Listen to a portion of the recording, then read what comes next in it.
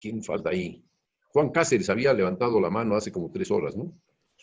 Sí, este, pues creo que, bueno, tiene relación lo que iba a decir y con cómo yo me he aproximado a escribir la música. Que yo creo que en el momento en el que queremos pasar a pauta lo que dibujamos, porque yo creo que eso es algo que varios compartimos. Yo también empiezo con un dibujo en un plano, siendo las X siempre es el tiempo, salvo en una ocasión, pero suele ser el tiempo, y las Y es más libre, puede ser alturas, puede ser dinámica, y creo que en el momento, para pasar a pauta, lo que tenían también, lo que comentaban antes, yo creo que eso ya es en un sentido más práctico para el intérprete, para llevarla a cabo, no tanto como lo que buscamos a lo mejor con un primer dibujo, que es entender lo que está sucediendo en nuestra cabeza o plasmar lo que estamos escuchando en nuestra cabeza. Ajá. Y yo he estado buscando varios métodos, la verdad, pues igual estoy estudiando y pues estoy todavía en ese proceso. Y depende mucho ¿Métodos de qué? de anotar o de plasmar mi música. ¿Pero por qué? ¿Métodos para qué? Plasmar tu música, cómo describe cómo es tu música. Pues de hacer el dibujo. Más que, yo me inquietaría más saber cómo es la música para ver cuál es el método, ¿no? Y si esa es la música o si es la música que uno hace porque es la que conoce, que en realidad no se ocurre. Sí, Pero pues eso que acabamos de, lo que acabamos de hablar con Carlos, ¿no? sí, claro. Me incluyo, yo hago lo que conozco, pero me gusta, yo soy partidario de hacer lo que no conozco.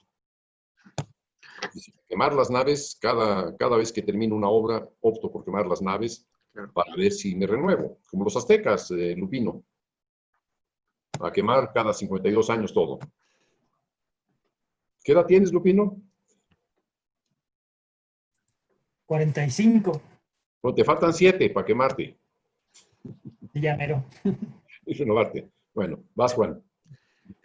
Mi aproximación a empezar a componer fue por la electroacústica. Yo quise hacer música acusmática y ya de ahí me he pasado a Acusmática, escribir ¿a qué le llamas acusmática? sin instrumentista, todo por cinta. Y No, no es nada más acusmática. Acusmática es una vertiente de la música electroacústica y digital. Acusmática es aquella música en la que no se ve la fuente. la fuente, ¿sí? Sí. O sea, era la manera de Pitágoras de dirigirse a sus discípulos. Nadie lo vio, siempre hablaba detrás de una pared. Eso quiere decir acusmática. Okay, sí, así pues con el soporte de cinta.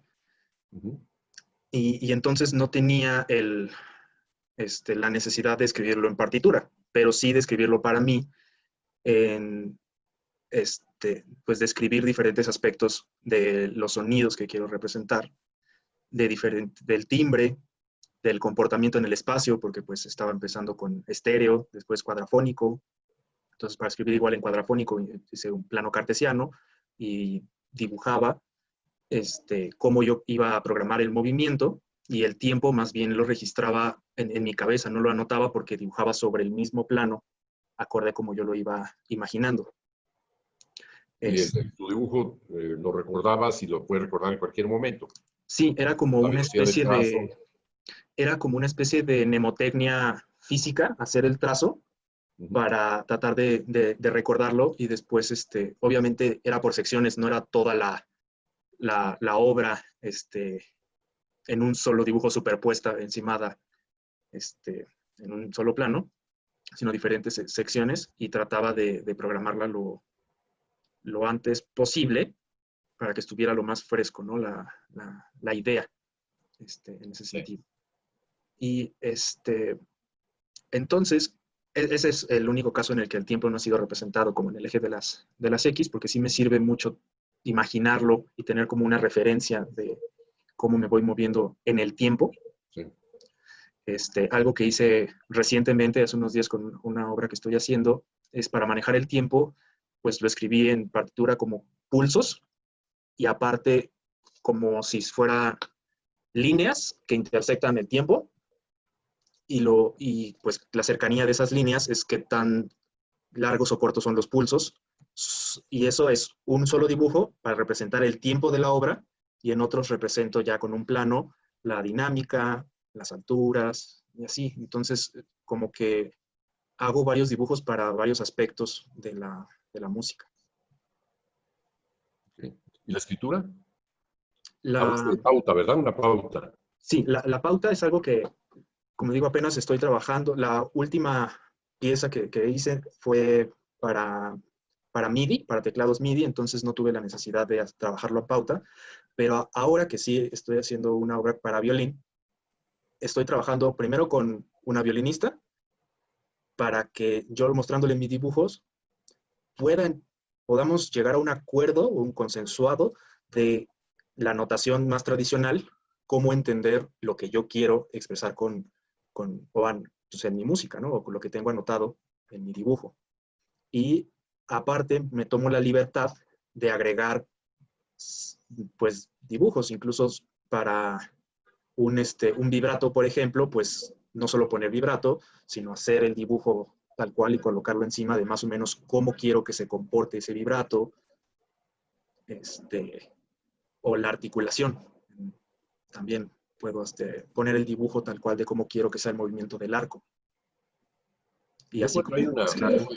encuentro un riesgo en trabajar con un intérprete sobre aspectos que tienen que ver con tu propia escritura, porque el intérprete seguramente que buscará la escritura más práctica, más cómoda, más apropiada a su conveniencia, y no necesariamente esa es la solución, porque lo que te va a dar es lo que ya conoce. Sí, ¿No? claro. Entonces, tu método va a depender de la memoria del intérprete, no es tanto de la decisión y lo consensuado, no, es la memoria del intérprete que interviene, y tú puedes agregar a eso ciertas libertades como las que dices, escribir un vibrato y dibujarlo, pero no me suena que sea una buena solución. Okay. Yo no pienso que el intérprete tiene la función esa de resolver asuntos que se le plantean, pero si el intérprete tuviera que resolver la escritura, eh, no creo que nos brinde la solución porque no necesariamente está informado. El intérprete estaría muchísimo menos informado que tú si estás con una formación electroacústica o estás en una formación en estudios que ha pensado el problema de la representación analógica, etcétera. A menos que el intérprete estuviera interesado o interesada en convertir esa representación analógica en una música. Es decir, que tú le dieras el dibujo y el intérprete hiciera la versión, la conversión de la analogía a la analogía sonora, de la analogía visual a la analogía sonora. ¿No? Ese es, Sí, sí, sí. yo le veo ese riesgo, ¿no? Sí, claro, como una limitante de poner Total. sí, Una superponer limitante. mi mente a la del intérprete, claro, sí. Sí, sí, el intérprete ahí pues, te puede dar cosas muy prácticas. Se puede Ajá. hacer esto o no, pero más bien tendrías que pensarlo tú. Yo Sí, no creo en, eh, en que el intérprete nos pueda aportar soluciones. No en lo ese pienso, sentido, soy totalmente opuesto a eso. Y al revés, yo creo que las soluciones las tiene el ser creativo, que ok, encuentra sí, una manera distinta de crear la música, que encuentra una manera distinta de representarla, de diseñarlo, etc. Eso de la notación es diseño. sí, Y el diseño no le pertenece, no es del campo del intérprete, a menos que el intérprete sea creador. Y estarías cediéndole tu sitio. sí, claro. Desde el inicio digo, el creador es un yo egoísta, un yo exigente, un yo que no concede un palmo, nada de su universo. Y que cuando lo concibe, cuando lo logra captar, cuando lo logra asir, cuando se logra responsabilizar de él, entonces lo comparte. Sí, Cualquier otra vertiente sería un poco recomendable, al menos en mi proceso de crear. sí, claro, eso sí lo he procurado, que no sea como que moldear mi idea con las ideas del instrumentista, sino en lo práctico para cuando lo vaya a interpretar, más que amoldar mi idea a, a otra. O sea, sí he tenido un poco de ese cuidado al momento de trabajar con el instrumentista. Pero sí, ahora estoy consciente de lo que me hizo. O sea, sí es un riesgo de qué tanto dejo el puente de comunicación del intérprete hacia mí, ¿no? Entonces, tener cuidado con eso. Son muchos los intérpretes. Un intérprete es un individuo y hay miles de individuos que pueden entender lo que tú estás haciendo. De lo que se trata es de que tu pensamiento sea capaz de multiplicar su percepción o su recepción por otros, ¿no? Así como la obra es recibida por un montón de individuos, por todos los individuos posibles que tengan acceso a ella, también la recepción del intérprete es fundamental, pero compartirla antes de tiempo, antes de que la obra esté fijada, tiene el riesgo de compartir esos riesgos, de compartir esas responsabilidades, esas decisiones, esa parte del pensamiento que no es parte de las preocupaciones, no es parte de la función del intérprete. La función del intérprete, digo, es cierto que muchos intérpretes en la música actual o en la del pasado han hecho observaciones a los autores respecto de errores posibles o formas distintas de escribir tal o cual cosa, pero incluso los más grandes intérpretes no tienen toda la razón frente a las razones que puede proponer la creación en sus modos de representarse. Yo citaría, por ejemplo, la discusión que tuve, que fue muy, muy hermosa, con Stefano Scodanibio, aquí donde me encuentro, en esta misma sala, hará 15 años, o más, 20. Yo le mostraba una obra mía para contrabajo, y me dijo, bueno, esto es abstruso, es totalmente ridículo, esta música, tendrías que irte a estudiar de nuevo solfeo y escribir esta música de nuevo. Dije, no, tendrías tú que ir a estudiar el contrabajo desde el principio para poder tocar esta música. No, no, ¿cómo te atreves? Bueno, ¿cómo te atreves tú a decir esto? Yo no cedo un palmo a ningún intérprete, así se hace el mejor. Pero es que esto es ridículo, ¿no? Ya verás que no es ridículo. Lo decidimos mañana. Y al día siguiente tuvimos 4 horas para discutir ese tema y terminó dándome la razón. Yo sí, es absurdo, pero sí, no, de acuerdo. Lo acepto. Terminó la discusión bajo esa característica. Yo no habría podido escribir mi música de otra forma, ni hubiera querido. Y los intérpretes siempre te dirán que hay otra forma más fácil, más aceptable, más inteligente, más tradicional para escribir tus obras. Yo no sé de un palmo. Claro, así tengo intérpretes, son muy poquitos, muy, muy poquitos. Y con los dedos de la mano puedo contarlos, pero qué bueno que al menos puedo contarlos. Es mejor eso como método, ser quien define todos los aspectos de la creación. No se puede dejar en manos de otros. No se puede compartir ese espacio. Sí, sí. Esa es mi visión muy categórica del proceso creativo, porque forma parte justamente de un proceso cognitivo muy, muy rico, muy elaborado, en donde tú eres el que conoce todas las vertientes y tienes que demostrar que las conoces. Justamente esa es parte de esa demostración. Es la diferencia entre componer y crear. El creador tiene que subir todas y cada una de las necesidades que requiera resolver una obra. Eso es un creador. Compositores, ya está resuelto, ya adopta tal tendencia, lo haré a la manera en que lo hacía fulano, o lo hace sutano, o lo podría hacer perengano. No. Eso es componer. Y es, digamos, el nivel, para mí, más bajo en la escala de la creación musical. ¿Okay? Bueno, veo a Regina. Buenas, Regina. Hola, maestro. Julio, a mí Hola, mucho gusto. Julio.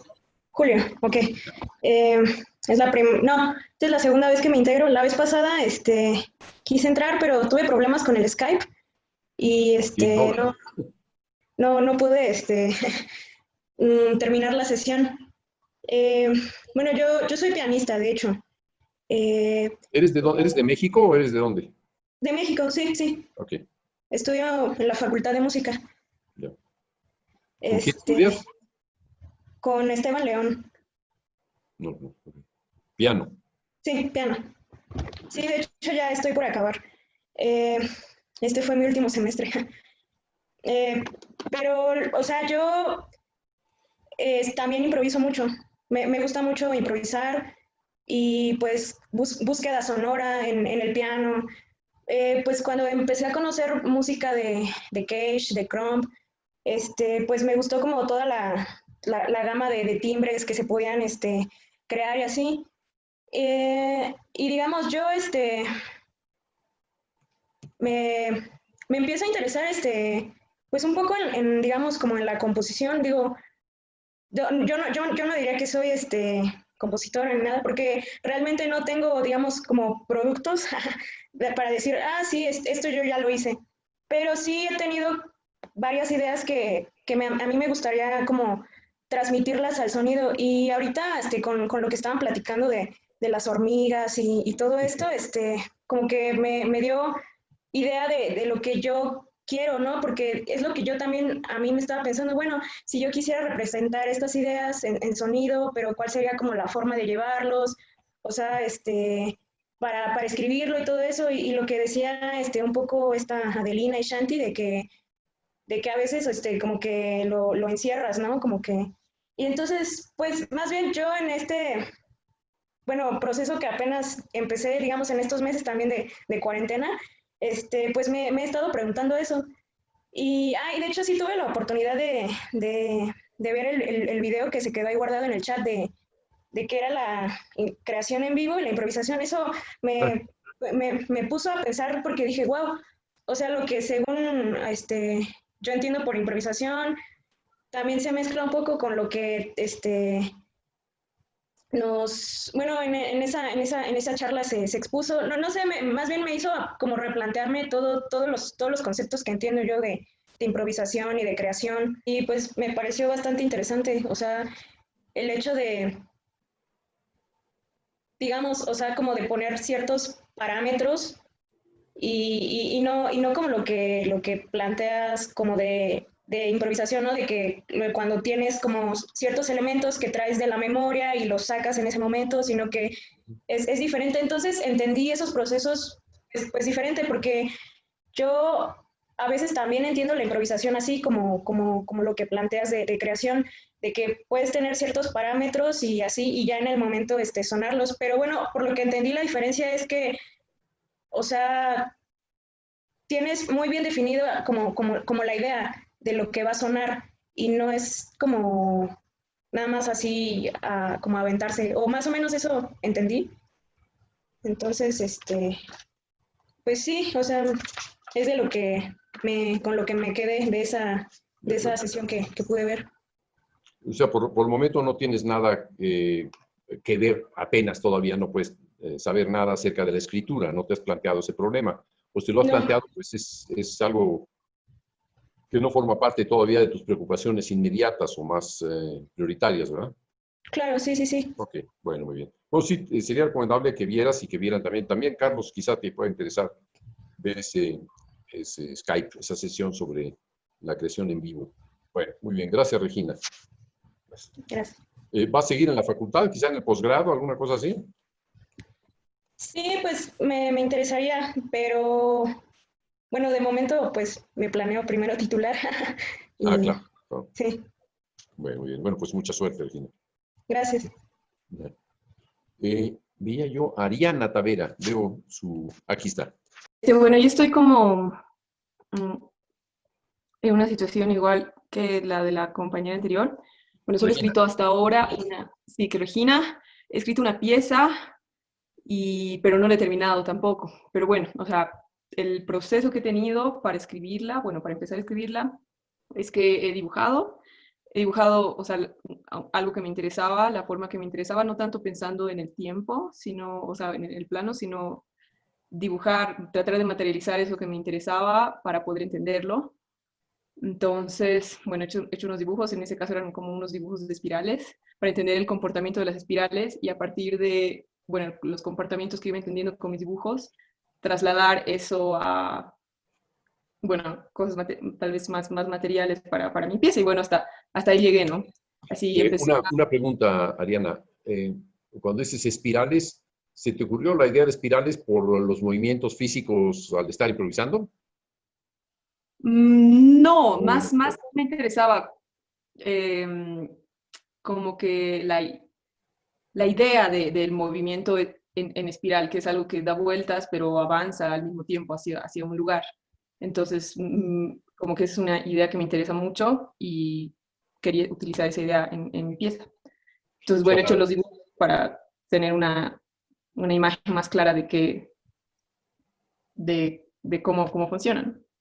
La espiral es una, digamos, es una de las formas geométricas más atractivas en relación, por ejemplo, con el continuo. Por una parte, va hacia lo más extenso, o sea, la salida de la espiral tiende hacia las cosas más alargadas, más extensas, más amplias, y la otra cuando tiende hacia lo más pequeño, lo infinitamente pequeño o lo infinitamente grande, ¿no? Son las antípodas. Pero lo hace siempre de una manera continua. Exacto. Eso es un aspecto muy, muy llamativo. En la simbología se dice que la espiral hacia afuera es hacia la muerte y hacia lo más pequeñito es hacia la vida. Puede ser al revés, es igual. La simbología es totalmente objeto de interpretaciones muy aleatorias y muy arbitrarias. Pero esta idea de espiral puede ser muy útil como idea de viaje, Carlos. Me muevo hacia algo que va cada vez más lento, como la masa, digamos, un masaje cada vez más lento o un masaje cada vez más rápido, ¿no? Uh-huh.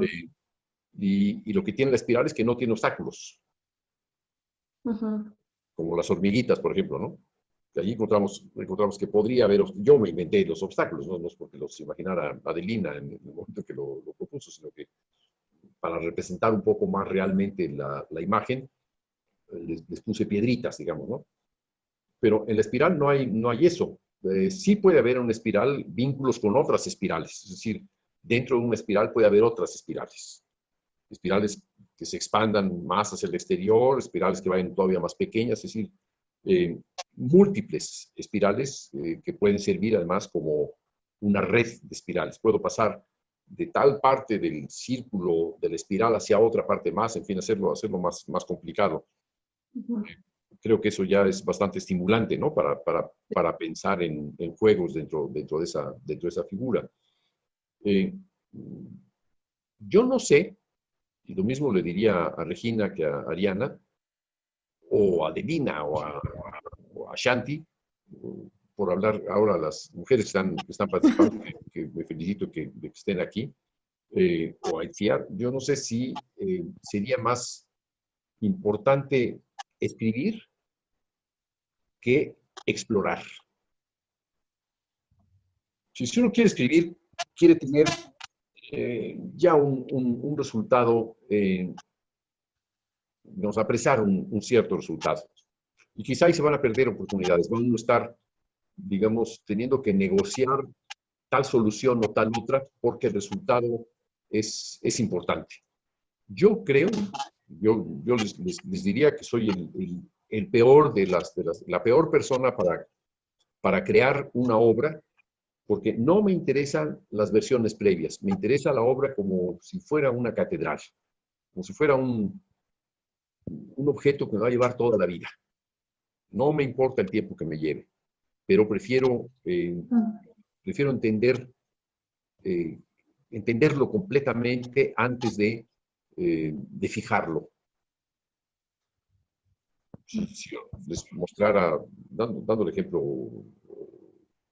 el escaso ejemplo que podría ser yo para nada, pero dando el ejemplo de la cantidad de obras que yo he escrito, diría que escribir una obra me ha llevado a lo mejor 6 versiones de esta misma obra, pero 6 versiones no terminadas.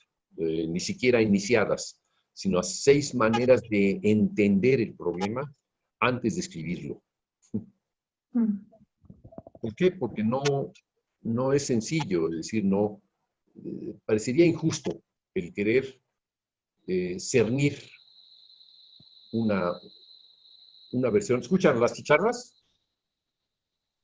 Sí. Sí. Son las 8:03, 8:01, 8:01. Son más puntuales ahora, están adelantándose 2 minutos. Wow. Sí, son una maravilla, una maravilla. Bueno, entonces, lo que diría es que escribir puede ser prematuro, puede ser no necesario. Es mejor tratar de entender el proceso, tratar de explorar más aún el proceso. ¿Estoy explorando bien o estoy explorando con la memoria, como decía ahorita Regina? ¿Estoy explorando con lo que me han dicho, con lo que debo conocer, o estoy explorando con esos al menos 5 elementos propios del proceso cognitivo, que es el que conduce al proceso creativo? Esas son mis preguntas de base. Yo les incitaría a saber mucho menos, tener menos conocimiento y explorar mucho más. Y explorar desde la imaginación, que es la única que maneja todo. Crear es el producto de imaginaciones. La imaginación se vincula a muchas otras cosas. Esas otras cosas son las que organizan la imaginación, pero no se crea por fuera de la imaginación. O sea que no se crea como una tarea. Maestro, yo tengo una pregunta. ¿Quién habla? Ah, Yo, Adelina. Adelina. Sí. No sé si esta pregunta nos lleve a otro lado, pero a ver, la voy a hacer y ya sí estamos. Pregúntale a Carlos, que es el viajero. Quisiera saber cómo aborda la cuestión estética. No sé si está como asumida en la imaginación o es después. No quiero ver cómo se florea tu rodilla ahí. No sé si me explico. No. Sí, te explico. El problema de la estética es este. ¿Cuál estética?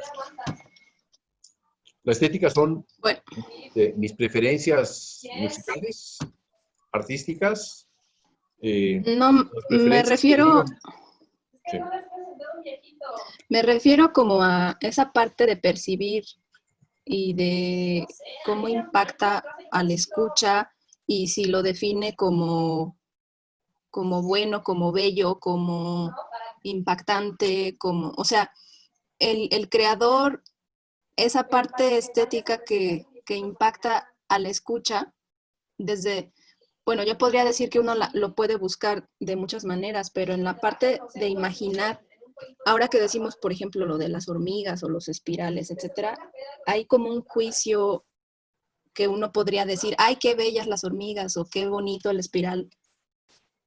Pero intencionalmente la parte estética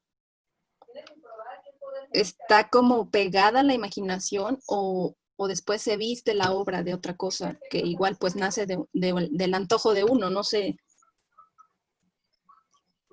Bueno, intento responder, no creo que sea difícil. La estética es la que decide qué es lo que uno hace. Tu decisión estética es si te vas a ocupar de las hormigas en tal obra o si te vas a ocupar de la canción en tal otra obra. O Carlos si va a continuar con la estética del viaje. Esa es su estética. Y mi cuestión es cuestionar esa estética, porque por estética entendemos el proceso creativo. Es todo, tiene que ver todo. Claro, ¿qué pasa? Bueno, Julio nos está soltando al aire, nos suelta sin paracaídas. Nos dice, bueno, todo lo que estén ustedes pensando, recurriendo, conociendo, etcétera, todo eso son puros paracaídas, son puras herramientas seguras. Aquí no se cae nadie, ¿no? Todo el mundo va sobre una plataforma convencional en la que estamos seguros de que hay un seguro creativo. Pero también es un seguro que nos cierra la boca, que nos cierra los oídos, que nos cierra las articulaciones, que nos cierra la percepción, que nos cierra el conocimiento, que nos cierra la imaginación. Y lo que yo digo es, la estética es la libertad. ¿Y cuál es esa libertad? Solamente la que tiene cada uno. Mi pregunta es, ¿qué tanto recurro yo a mi propia libertad para ser yo? ¿Qué tanto soy yo en todo? Claro. ¿Qué tanto soy yo o qué tanto soy, digamos, un objeto del destino? Si nos ponemos en el universo griego. ¿Qué tanto lo que yo digo, decido, actúo, creo, es producto de una memoria que ya no controlo? ¿Qué tanto es el producto de mi interrogación sobre el mundo? Esa sería mi respuesta. Mi respuesta es la estética. El fondo de esta estética es la libertad. Primero, la libertad de decisión de cada uno de qué es lo que hace con sus estímulos sensoriales, perceptivos, mnemónicos, racionales e imaginarios. Esa es la estética. ¿A dónde conduce? ¿Quién sabe? Claro que sí, es inquietante. ¿A dónde voy? ¿A dónde me está llevando toda esta libertad? Pues, santo Dios, yo no sé a dónde voy a ir, a dónde puedo llegar. ¿Que no hay una tierra firme? No. ¿No hay alguna islita, diría Carlos? Él sabe que viaja, pero sabe que aterriza, ¿no? O sea, que llega a buen puerto. Aquí, el puerto hay que construirlo, hay que construir el barco, hay que construir el mar, hay que construir la tierra y hay que construir el cielo, todo. Hay que construir la luz y la noche. Todo. Eso es crear. Me dirán, sí, eso lo hizo Dios. Bueno, muy bien.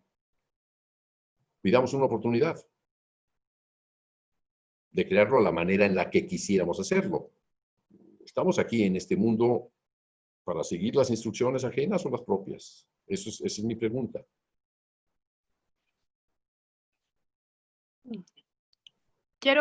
¿Puedo intervenir, Julio? ¿Quién habla? Soy yo, Itziar.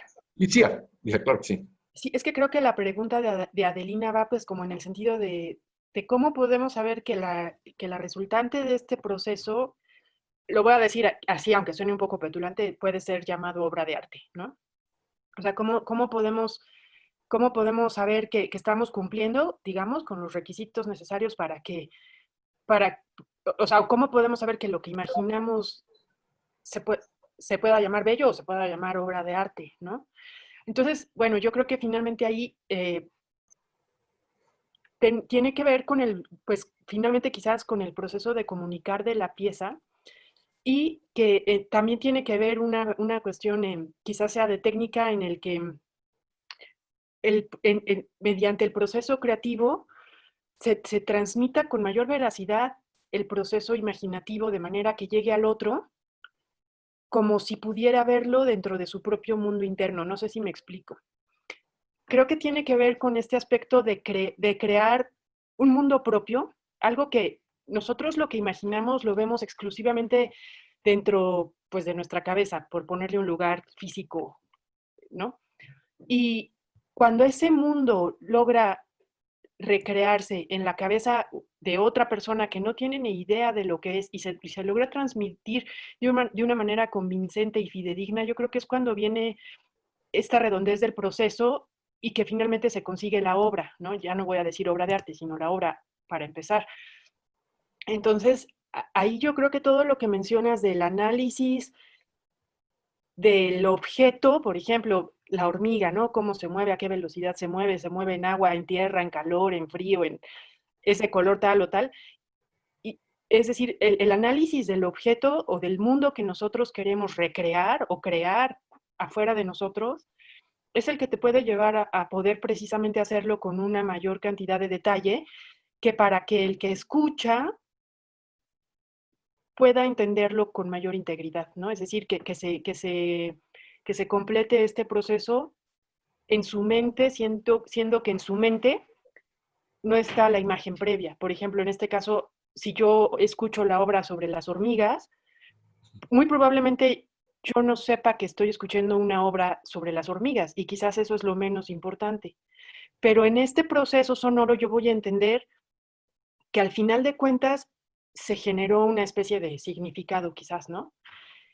Y si todos sus componentes son exactos y si todos sus componentes fluyen uno con otro de una manera orgánica y en este proceso de cambio, digamos, logran llegar a buen puerto para seguir con lo de los viajes, en mi mente, aunque me imagine, no sé, frijoles en vez de hormigas, voy a entender ese proceso de ese proceso y van a generar un significado en mí, que tendrá que ver ese significado, a lo mejor, como la música es abstracta, pues con mis memorias, con mis sensaciones, con mi historia quizás, pero entonces yo voy a poder entender ese significado y es cuando la obra comunica y quizás genere este proceso ay, ¿cómo decirlo? Pues de sorpresa, de decir, eso que se imaginó el otro pudo existir también en mi mente, ¿no? Pero yo, estas ideas me vienen de un libro que escribió Jorge Volpi que se llama Leer la mente y habla del arte de generar una ficción, ¿no? Es un ensayo que me parece bastante interesante porque justamente habla de este proceso de creación en el que finalmente una ficción es algo que surge de la mente, que no existe en la realidad, ¿no? Entonces, cuando nosotros exploramos estas ideas que están dentro de nuestra mente o dentro de la imaginación, que es lo que hemos estado hablando nosotros, ¿no? Creamos algo que solamente existe dentro de nosotros mismos. Y para que este algo que estamos creando de nosotros mismos pueda existir en la mente de otra persona, yo creo que tiene que tener todos los componentes que hacen que consideremos finalmente que la creación es una obra de arte. Es decir, eh, todos sus elementos constitutivos, que podemos llamarlos, digamos, de manera técnica, forma, melodía, armonía, ritmo, lo que sea, articulación, se vuelven congruentes y generan un mundo que se puede recrear en la mente de otro, aunque no lo haya imaginado. Y justamente lo que a mí me sorprendió como de este proceso de la imaginación es que la fantasía, cuando surge así de manera espontánea, va generando todos estos elementos de congruencia de una manera natural, ¿no? Entonces, yo sí creo que si somos fieles como a este proceso de confiar en la creación o de entender cuando una fantasía contiene todos estos elementos que la vuelven al mismo tiempo fascinante, ¿no? Y congruente, se puede llegar a esta expresión que llamamos estética. Más o menos me expliqué. O sea, me refiero a que se cumple este proceso de lograr que el otro perciba lo que percibí únicamente yo. Sí, No, sí, yo pero entiendo. no sé cómo les Entiendo. Sí entiendo a lo que te refieres. Y creo que, por ejemplo, yo te pregunto, Julio, ¿has imaginado algo que cuando logras hacerlo sonar fuera de tu imaginación ya no te gusta? Como decía Salieri, I like myself. No, sí, me lleva tanto trabajo el producir algo, es tan, digamos, es un proceso tan lento o a veces tan intenso que siempre lo considero representativo. Hay algo, sí, alguna vez en Estados Unidos, cuando los intérpretes fallaron para hacer creaciones en vivo, 2 creaciones en vivo, me pareció que no tenía nada que ver conmigo. Entonces sí, dije, esto no lo acepto. Pero eso ya fue de ejecución, ¿no? O sea, no Sí, fue lo que... sí fue la interpretación, fue una interpretación confusa e inaceptable. No, el problema que, digo, me parece muy buena la intervención de Itziar. El problema que yo vería detrás de tu pregunta es un poco lo que decía Rilke. si yo entro al psicoanálisis, que me quita todos los demonios, me da miedo que me quite los ángeles, que son los que me cuidan de los demonios. Como si fuera yo a perder al someterme yo mismo a una soledad creativa. Es algo lo que podemos producir todos, los más grandes y los más pequeños, hasta las hormigas humanas, si pensáramos así. No podemos producir cosas demasiado distintas unos de otros. Aquello que produzcamos hoy, por más avanzado que parezca, mañana parecerá lo cotidiano, parecerá aceptable. La estética es esa misma masa que va evolucionando y que la vamos transformando día a día, día a día. La estética es algo que avanza, no es algo fijo. Nuestra música no se va a parecer en ninguna música a otra. O quizás sí, se hermane con otros tipos de música. Porque en realidad cuando queremos estudiar, decimos, yo quiero estudiar, pero me gustaría que mi música fuera lo más parecida a tal cosa, ¿no? Ojo, cuidado, no se vaya a parecer a la música de Julio Estrada, porque entonces sí, ya tengo todas las de perder. Y no, yo lo único que hago es evitar influir sobre los demás en lo que van a seleccionar. La única labor que hago es inducir al otro a vivir su imaginación como la única sustancia propia. Aunque le parezca que es muy que es muy pobre, es la única que tenemos. Esa pregunta que te haces, yo me la hice muchas veces, Adelina, respecto de mí. Decía, caray, qué pobre es lo que tengo. En realidad, si soy yo el que va a hablar aquí, es muy pobre lo que tengo. Pues es lo que tengo. No voy a extraerlo de nadie más, no voy a acudir a algo que ya está hecho, no, voy a acudir a mí mismo. Es así viene uno a este mundo, viene uno solo y se va uno solo. ¿Por qué crear acompañado de los recursos de otros?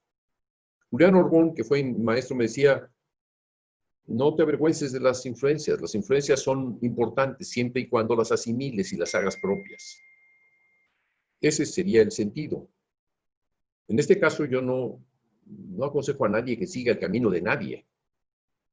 Lo único que aconsejo, y eso es un riesgo definitivo, sí, es vayan consigo mismos. No hay nadie más y nadie mejor que uno mismo para responder a esas cosas. No hay nadie mejor. Puede ser lo que dijo Jacques, que tiene un lado mexicano y un lado alemán. Ok, algún día tendrá que conciliarlos. Sus dibujos son intentos momentáneos de conciliarlo. Bueno, ya habrá otros intentos, ¿no?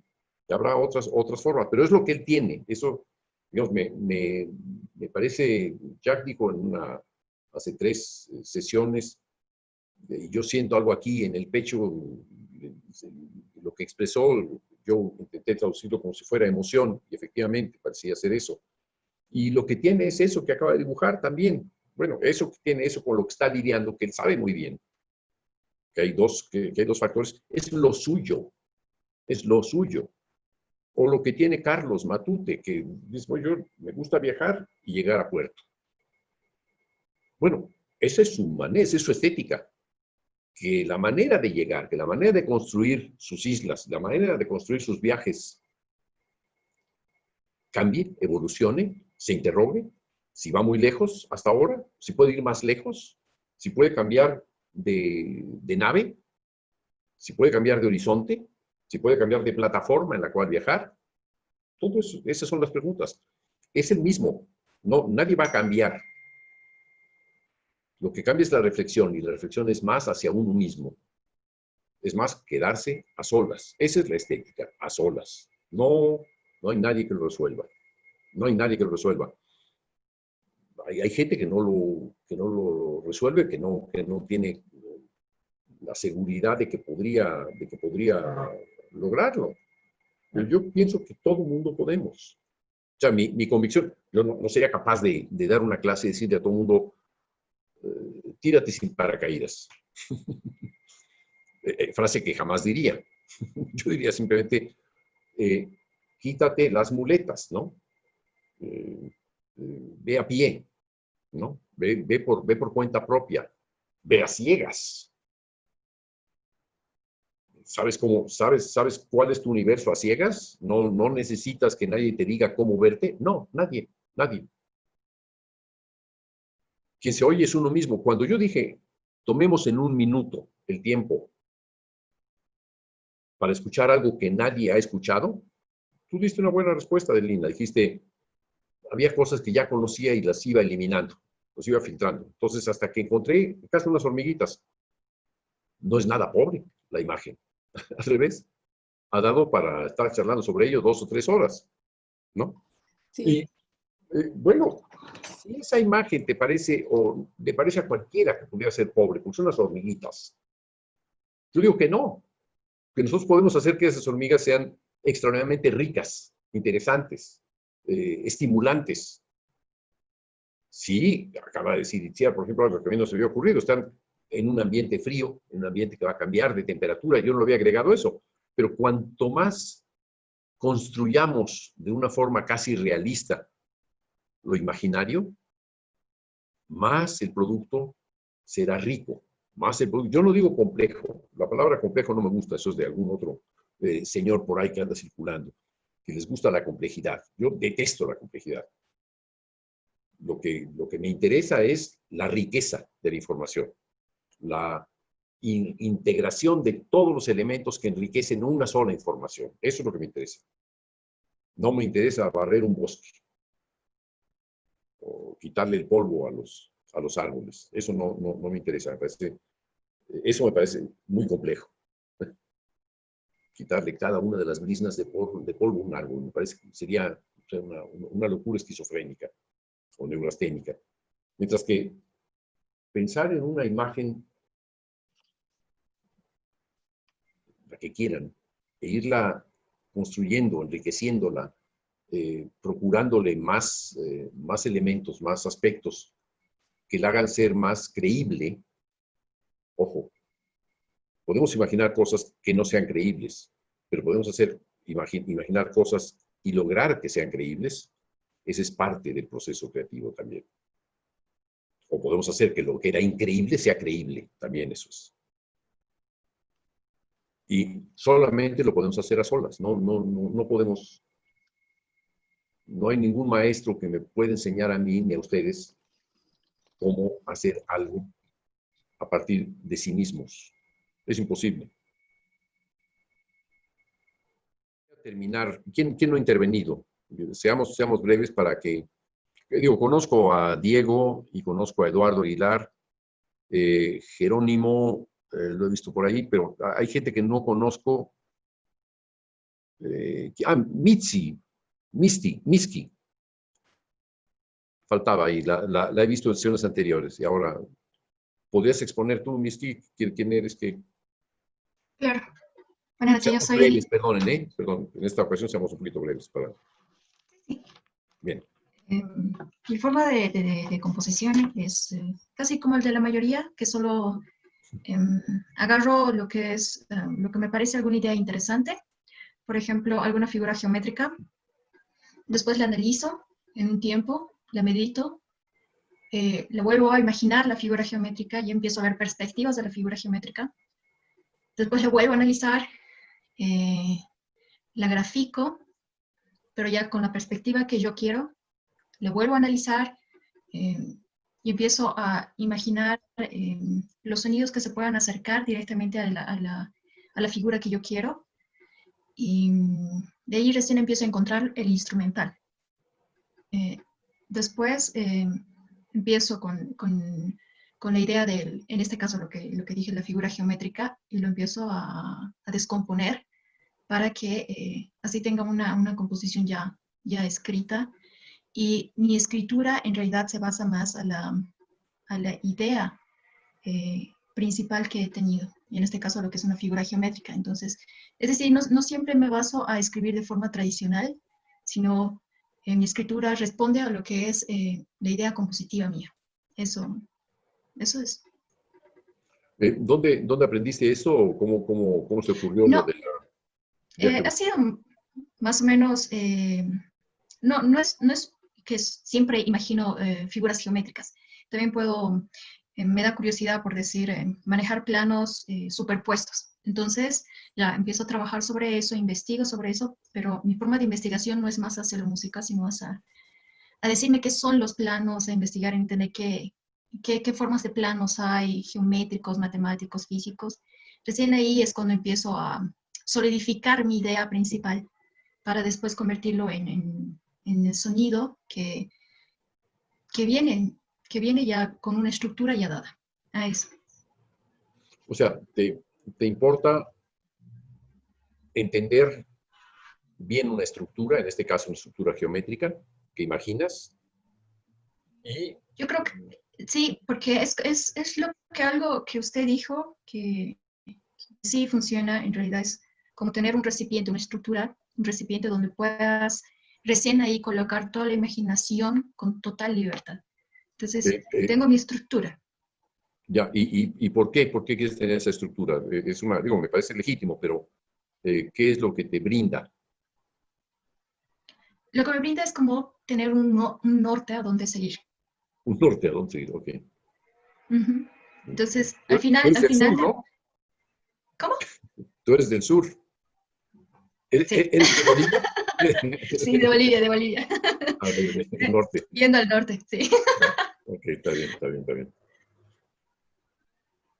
Eso es. Me parece muy peculiar, ¿no? Y hay mentes así, es decir, alguna vez pensé que había dos tipos de mentes en música.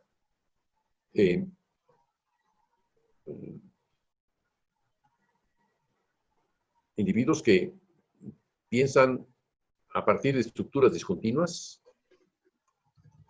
y individuos que piensan a partir de estructuras continuas. No sé cómo sea la figura geométrica que tú piensas, pero puede ser no sé, está integrado por lados, vértices, etcétera, o es un objeto continuo. Es como, por decir, como por decir un hexágono, pero tridimensional, no plano, sino tridimensional para poder encontrar la perspectiva que yo quiera y con los colores que yo quiera. Entonces, a partir de eso, sí. Bueno, sí, entonces corresponde más a esa mente matemática. Hay dos formas, bueno, hay muchas formas, pero llama la atención una mente orientada hacia la matemática. Por ejemplo, conocido en México, Conlon Nancarrow. Sí. Él pensaba la música como una estructura, digamos, como un mosaico. Tenía una información que era un tema, y ese tema lo iba comprimiendo, hasta hacerlo cada vez más pequeño, y se superponía con todas sus imitaciones posibles, ¿no? Es digamos, dicho muy sencillamente, que sigue, digamos, el patrón de Bach, que es el pensamiento matemático de la música. Y hay otros que son el pensamiento físico de la música, que sería, en paralelo a Bach, Vivaldi. No hay en Vivaldi estructuras casi.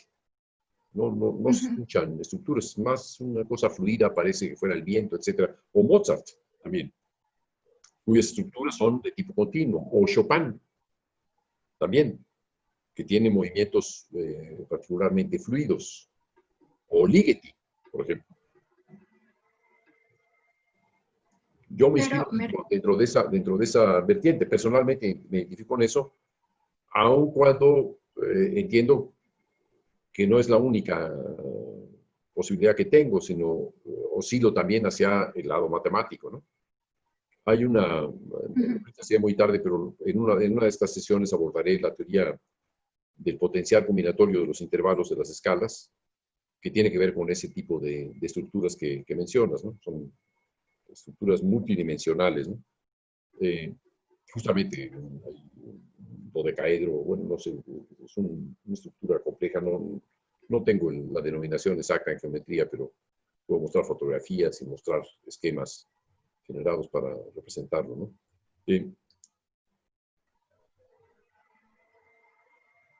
Me parece curioso el camino. Primero encontrar la estructura y después tratar de llenarla, ¿no? Con información. Esa es la idea. Nacarro hacía exactamente eso y le salía muy bien el trabajo. Pensaba en un canon, lo definía, pensaba en las velocidades y proporciones a las cuales iba a copiarlo, y a partir de eso tenía ya definido todo cómo iba a ser la partitura. Creaba el esquema de la partitura donde, por ejemplo, echaba a correr el número 3 continuo, tac, tac, tac, tac, tac, tac, tac, tac, contra el número 11, tac, y contra el número 17. Okay.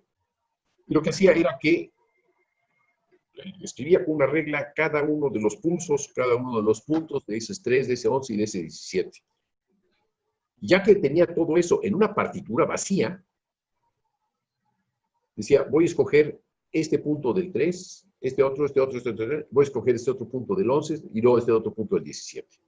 Varios puntos así. Y luego de esa selección, les ponía notas, así espontáneas, y a su libre albedrío. Se había creado un mosaico primero muy rígido, de ese mosaico, digamos, le cortaba, digamos, muchas patitas a las subdivisiones, y después a las patitas que quedaban, me refiero a patitas, lo que iban a ser después plicas, ¿no?, de una duración, les ponía alturas. Era su método. Sí. Su mente funcionaba por fuera del tiempo. Es decir, era una mente que funcionaba en un espacio matemático, ajeno al tiempo. La mente de tipo continuo opera dentro del tiempo. Es importante saber con qué se identifica uno en todo esto. Beethoven, por ejemplo, está más del lado del tiempo, pero también está dentro de un tiempo vinculado a la naturaleza. Intenta asimilar la naturaleza. Bueno, eso es lo que te podría decir. Entonces, sí, tu proceso es bastante característico de una mente matemática y no puedo decir mucho yo sobre eso. Ahí sí diría que no pertenezco a ese grupo de sanguíneo, digamos, ¿no? Yo soy, digamos, A positivo en el grupo de colon o de Bach, etcétera, es el de otros tipos sanguíneos, no sé cuál sea, B, X, ¿no? Pero lo entiendo, lo entiendo. Esa es su estética, además. Ahí tienes una respuesta, ¿no?, sobre estética. Es cómo procede la mente, cómo procede la imaginación. Va construyendo un espacio y ese espacio se va haciendo cada vez más elaborado, etcétera, ¿no?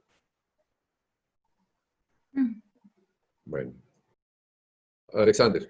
Ya, la manera de cómo traer la música de mi imaginación, básicamente me imagino, digamos, todo, todo lo que podría ser la música, digamos, a nivel macro y, y asimismo voy clasificando, digamos,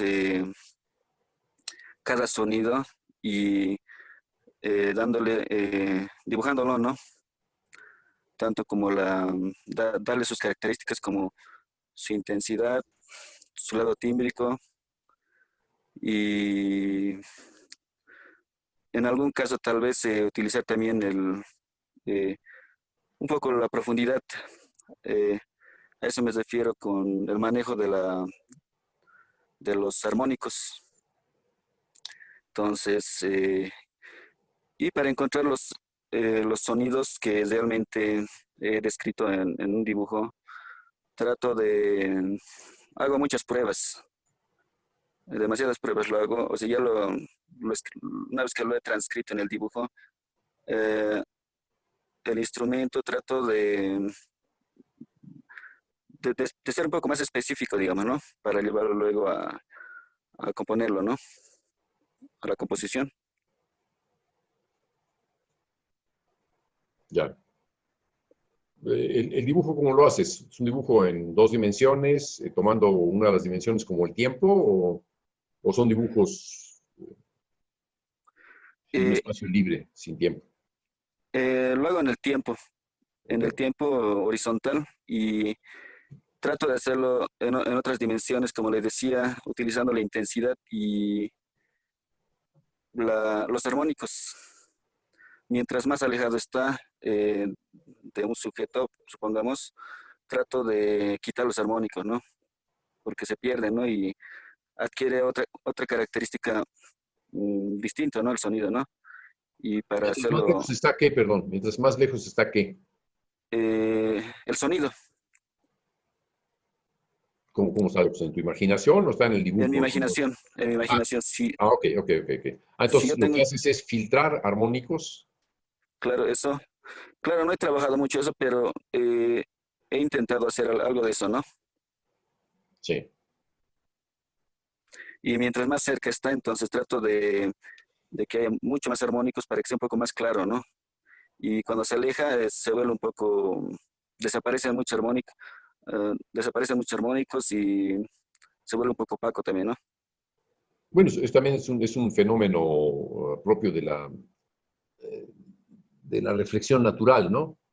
Lo que hacía Monteverdi era, eh, para crear la impresión de que algo se acercaba hacia un crescendo, para dar la impresión de que algo se alejaba hacia un decrescendo.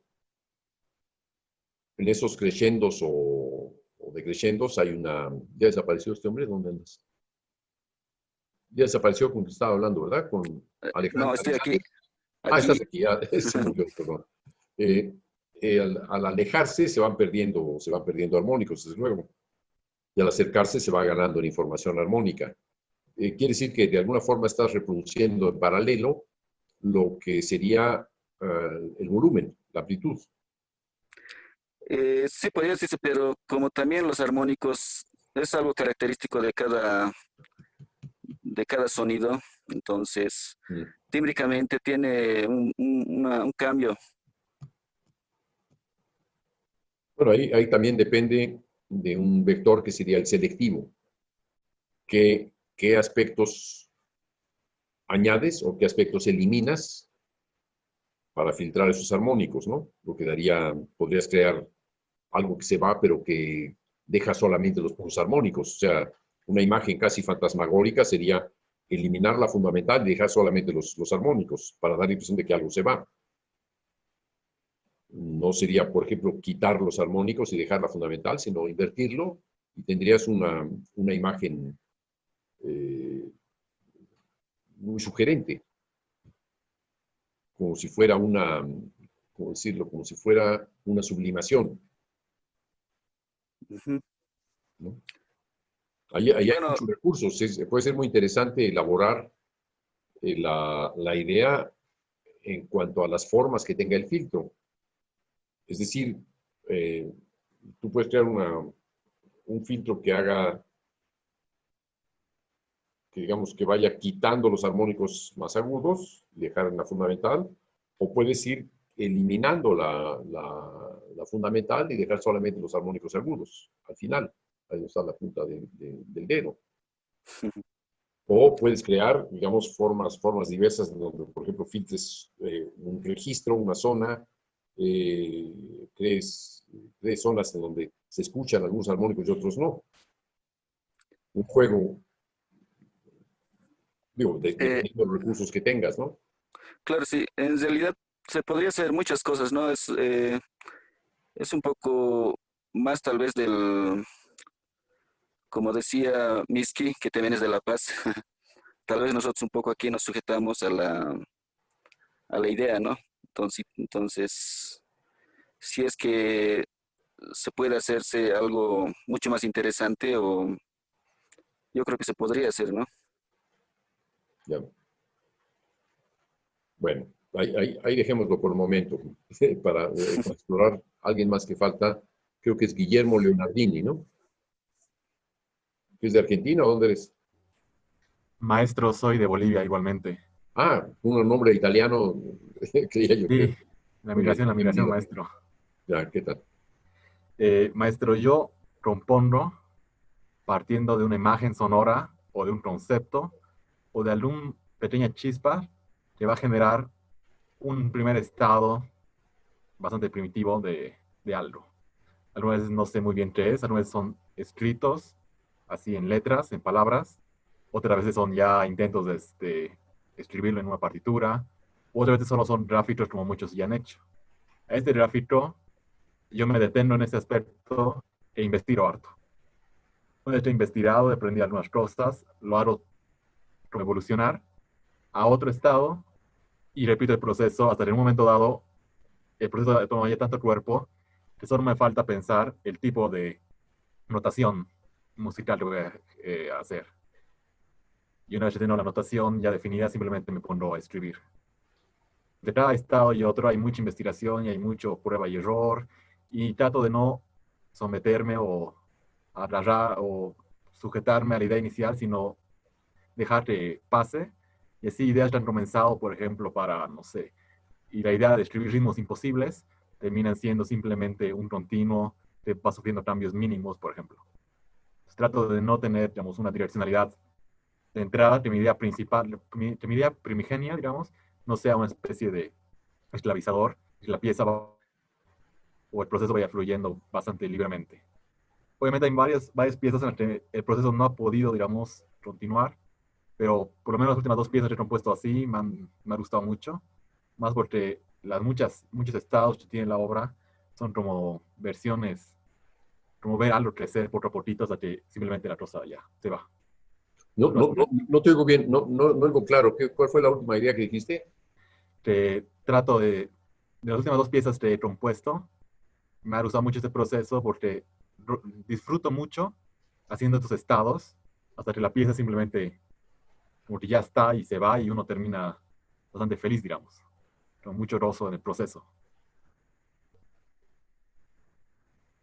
Eso sería, maestro. Entendí un poquito a medias porque no se te oye, se pierde, al menos yo pierdo mucho lo que dices. De pronto hablas para ti mismo y entonces yo no alcanzo a escuchar todo lo que dices, ¿no? Pero al parecer estás siguiendo un procedimiento que sería de veladuras, ¿no? Hay algo que te interesa y le agregas una veladura y otra veladura y otra veladura y así sucesivamente hasta que te parece más convincente. ¿Es eso? Sí, es bastante cercano. Solo entre cada levadura, digamos como usted le dice, trato de que no estén... Veladura, no levadura. Ah, veladuras, perdón. Veladura, la levadura haría que se inflame, pero la veladura hace que tengas distintas capas, ¿no? Sí, solo que cada capa no se suma a la anterior, pero no está dominada por la anterior. De tal forma que ciertas capas iniciales, que al principio parecían interesantes, simplemente son como en proceso desechadas o, no sé, o tal vez recuperadas más adelante. Evolucionan, digamos. Sí. Porque las sometes a una prueba de dejarlas con el tiempo, contrastarlas con otros elementos para ver si resisten. Y en la medida en la que van resistiendo, es un poco casi evolucionista. Sí, algo así. Aquel que se salva queda, ¿no? Un poco lo que nos está pasando con el coronavirus, ¿no? Selección natural. Un poco, sí, casi, sería un poco esta forma muy cruel, ¿no? De poder salvar una idea en medio de todos los contrastes que pueda tener, todas las controversias, confrontaciones de una idea con otras, hasta qué punto resiste, y si esa idea resistió, queda hasta el final. Si no resistió, va a ser eliminada en el curso del proceso, ¿no? Sí. Ya. Perdón por la imagen del coronavirus, estamos tan cercanos a ese momento tan trágico, ¿no? En lo cotidiano que salta al pensamiento esa idea de que se va produciendo una selección muy cruel, ¿no? En parte, en el proceso creativo hay un factor también de crueldad. Uno está fascinado por una idea al inicio y gradualmente esa idea se defiende o no se defiende y se deja caer para al final tomar la decisión si interviene o no, ¿no? Es un poco, tiene mucho que ver con procesos reales, ¿no? Pero también es interesante en ese proceso de evolución, ciertas ideas que son desechadas, tienen en uno y han evolucionado hasta cierto punto, y algunas veces en otras obras reaparecen y terminan siendo material principal de otra obra. Una continua investigación de varios elementos a la vez, pero solo algunos se cristalizan en tal obra específica. Uh-huh. Un poco más de, digamos, humanismo en el proceso. Ya, ok. De acuerdo. Déjenme ver si falta alguien más. Creo que ya no. Diego y Eduardo. Pues a mí me resulta muy interesante cómo en general todo el mundo habla de energías y de movimiento. Eso es lo más... O sea, como que pareciera que si... independientemente de que haya una tendencia de anteponer un sistema o imaginar algo, pareciera que lo que mueve todo son energías y movimiento. O esa necesidad de plasmar algo y de poder decir y comunicar algo que fue percibido. Todo se basa en cómo entendemos eso dentro de la imaginación. O por lo menos eso es como una conclusión a la que, o una constante que puedo observar en lo que todo el mundo manifiesta. Ya. Pues sí, de eso. ¿Cómo, perdón? No, digo, está bien. Respecto a tu forma de escribir o de pasar a la escritura, ¿qué es lo que haces? Pues ha ido variando, pero puedo hablar que eso hace, o sea, siempre hay una cuestión extramusical, por así decirlo. O sea, no. Primero empiezo en mi caso con alguna historia, alguna fantasía, algo que no tiene que ver propiamente con el sonido. Y después me pregunto cómo es eso. Y bueno, lo que he podido notar a lo largo de la carrera, porque he tenido distintos maestros, obviamente he aprendido los recursos tradicionales, tanto de notación, de instrumentación, pero sí logro ver que eso también ha sido una constante también en mi proceso. O sea, independientemente de cómo materializas eso imaginado y los recursos que tienes en determinado momento, que en la tradición tienden a ser de manera discontinua, como dices, pero lo que se manifiesta es las energías que producen esas cosas. O sea, en realidad, esta cuestión de cómo puedes interpretar tú o cómo puedes plasmarlo, pues eso también depende de los recursos con los que tengan y con la libertad y con cómo tú entiendes esa manera de materializarlos. Pero sí podemos decir que lo que importa para plasmarlo es una cosa que hemos dicho muchas veces, el cómo se mueve. ¿No? Eso es lo más importante. No sé si me hice bolas tratando de explicar lo que quiero decir. O los hice bolas, ¿no? No, bueno, ahí me parece claro esta idea final de la energía y el movimiento. El enfoque al cómo se mueve aquello que uno imagina es importante. Cuando, ahí le daría razón a Minsky, cuando la mente está orientada a la representación de un universo físico. Cuando la mente está orientada hacia la representación de un universo de orden matemático o de lenguaje, es algo distinto, ¿no? Claro. En realidad, la matemática es un lenguaje y opera. Es posible que la idea de que la música sea un lenguaje opera para las mentes matemáticas. Y para las mentes no matemáticas, las mentes físicas, la música no es un lenguaje. Si quieren, esa sería otra de las antípodas posibles, ¿no? En música. No necesariamente todo es antípoda, pero ejemplificando con el caso de algunas antípodas. Falta nadie más. Falta Eduardo Aguilar González, el enigmático Eduardo Aguilar. El anónimo. El anónimo. Anonymous. ¿Qué hay, Eduardo? Hola, pues en general parto de una experiencia imaginaria y la observo durante bastante tiempo, bueno, el tiempo suficiente para conocerla, para conocer cómo operan las cosas dentro de eso, las relaciones, qué cosas se mueven dentro de esa experiencia y cómo conocerla mejor o cómo apropiarme de ella. Y ya cuando tengo suficiente información, la empiezo a diseñar por medio de los componentes de manera individual y paso a la escritura, pero creo que las últimas partes, o la última parte del proceso que es es simplemente una cosa de trabajo, nada más de sentarse a escribirla. Creo que todo el verdadero reto está en conocerla, o sea, en experimentarla bien y en que haya un acto vivencial con la experiencia, ya sea imaginaria o sea real, pero sobre todo cuando es imaginaria uno tiene que saber qué cosa es lo que está pasando ahí y no se da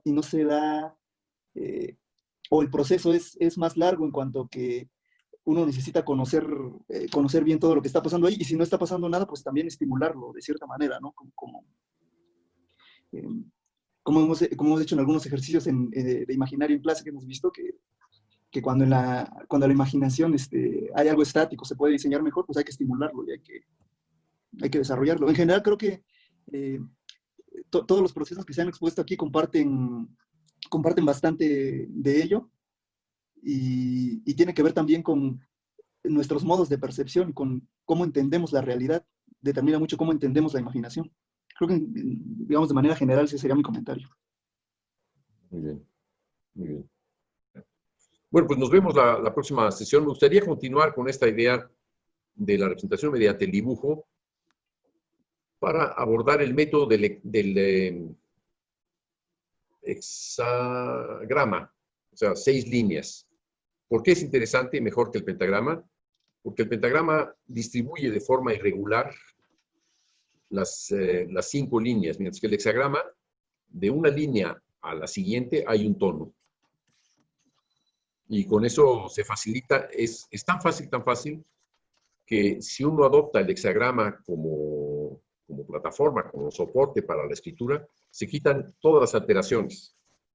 Dejan de haber sostenidos, bemoles, becuadros. Se quita todo eso y la escritura se vuelve mucho más cercana al continuo. Deja de estar la escritura regida por la simbolización.